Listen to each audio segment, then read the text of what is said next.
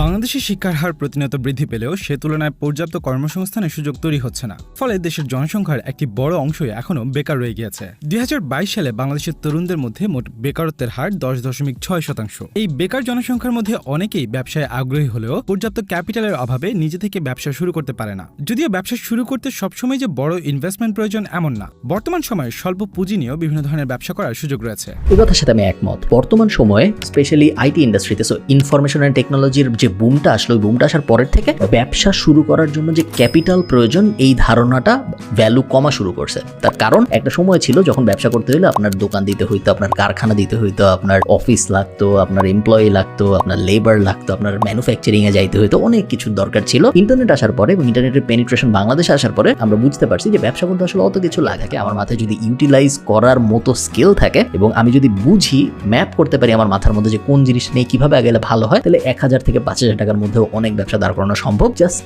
আমার যদি ল্যাপটপ থাকে, আমার ইন্টারনেট থাকে এবং আমার মাথায় যদি বুদ্ধি থাকে, এই তিনটা ব্যবহার করে। স্বল্প পুঁজিতে ব্যবসার ক্ষেত্রে শহরের যে কোনো জনবহুল এলাকা থেকে শুরু করে মফস্বলের শহরেও জুস বার, কফি শপ এবং ফুড কার্ট বেশ লাভজনক একটি ব্যবসা হতে পারে। এ ধরনের ব্যবসা স্থাপন করতে খুব বেশি পুঁজি কিংবা লোকবলের দরকার হয় না। ফিজিক্যাল শপ ছাড়াও একটি ভ্যান কিংবা একটি ছোট প্লেস ভাড়া নিয়ে স্বল্প ইনভেস্টমেন্টেই প্রয়োজনীয় সরঞ্জামাদি কিনে সহজেই ব্যবসা শুরু করা যায়। এছাড়া জুস বার, কফি শপ কিংবা ফুড কার্টের মতো বিজনেস পরিচালনার ক্ষেত্রে র ম্যাটেরিয়াল থেকে শুরু করে বিভিন্ন ইনগ্রেডিয়েন্টসও খুব সহজেই সোর্সিং করা যায়। আমি একমত, আবার আমি একমত নাও। So food court, juice bar, coffee shop সহজেই দেয়া সম্ভব, এটা সত্যি কথা। হাউএভার সহজে দেয়া সম্ভব বলেই এটা সবার করা উচিত, এটার সাথে আমি একমত না। তার কারণ অনেক অলিখিত সমস্যা আছে এই ধরনের কার্ট বিজনেসের ক্ষেত্রে, যেগুলা আমরা আসলে কাগজে কলমে দেখাতে পারবো না। যেমন প্রত্যেকটা এরকম বিজনেসকে যে এলাকায় সেই বিজনেস দাঁড় করে সেখানে চাঁদা দিতে হয়। আমরা এখন জানি ভোক্তা অধিদপ্তর সহ অনেকেই ফুড সেফটি নিয়ে অনেক বেশি সচেতন। সো এগুলোর কতগুলো করতে পারে না আমরা জানি লিগালি। তো এরকম বিজনেস শুরু করার ক্ষেত্রে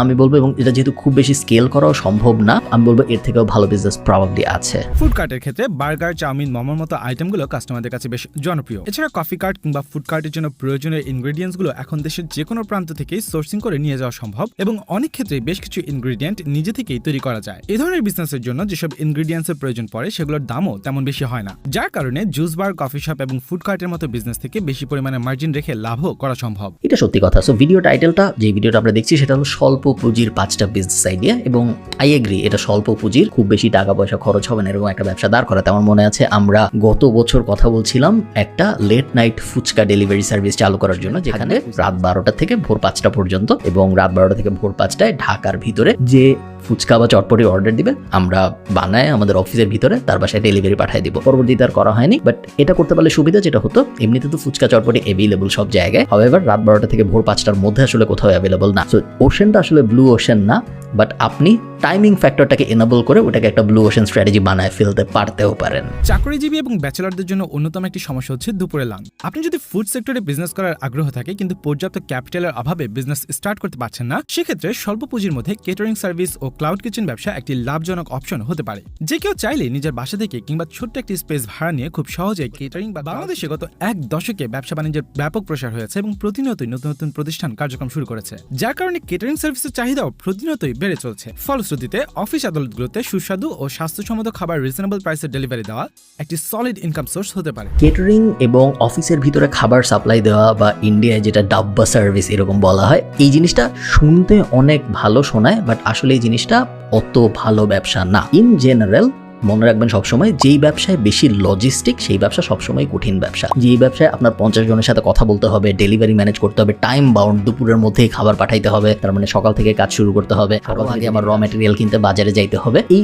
পুরো ব্যাপারটা, এবং তারপরে আপনার অনেকগুলো কাস্টমারের কাছে যেতে হবে। একটা কাস্টমার লাঞ্চের জন্য আপনাকে যদি 100 টাকা দেয় এবং ওখানে যদি আপনার 60 টাকাও খরচ হয়ে যায় বা 55 টাকাও খরচ হয়ে যায়, প্লাস ওটার সাথে আপনি যদি র ম্যাটেরিয়ালের কস্ট অ্যাড করেন, খুব বড় মার্জিন যে থাকবে এরকম না। সো আমি এই বিজনেস আইডিয়ার সাথে একমত না যে এটা আসলে স্বল্প পুঁজির অথবা এটা একটা সহজ ব্যবসা শুরু করার জন্য। এই ব্যবসাটার কয়েকটা পজিটিভ দিক যে নাই তা না, তার মধ্যে একটা বড় পজিটিভ দিক হলো আপনি যদি একটা ক্লায়েন্ট পান, ওয়ার্ড অফ মাউথের কারণে আপনার ক্লায়েন্ট পুল খুব তাড়াতাড়ি অনেক বড় হয়ে যেতে পারে। আপনি যদি একটা অফিসে কাজ পান, সেই অফিসেরই বাকি পুরো মার্কেটটা আপনার জন্য ক্যাপচার করা অনেক সহজ হয়ে যেতে পারে। বাট কোনো আছে অনেক, যেটা হলো খাবার এত ওয়াইডলি অ্যাভেলেবল সব জায়গায়, এবং বাংলাদেশের মানুষ ওইরকম ভাবেও স্বাস্থ্য সচেতন না, হেলথ কনসিয়াস না, যে হ্যাঁ আমার বাসার থেকেই খাবার এনে অন্য আরেকটা জায়গার থেকে একদম স্বাস্থ্যকর খাবারই আমার ডেলিভারি আসতে হবে অফিসে এবং তারপরে আমি ওটা খাবো। জেনারেলি আমি অফিস কালচারে যা দেখেছি, ঢাকার মধ্যে বা বাংলাদেশের মধ্যে যেখানেই আপনার অফিস হোক, আপনার আশপাশে এনাফ ফুডের অপশন আছে। আপনি যদি খুবই হেলথ কনসিয়াস হয়ে থাকেন, সেই ক্ষেত্রে হয়তো আপনি বাসা থেকে খাবার নিয়ে আসবেন, অথবা আপনি হেলদি কোথাও থেকে অর্ডার দিবেন। এরকম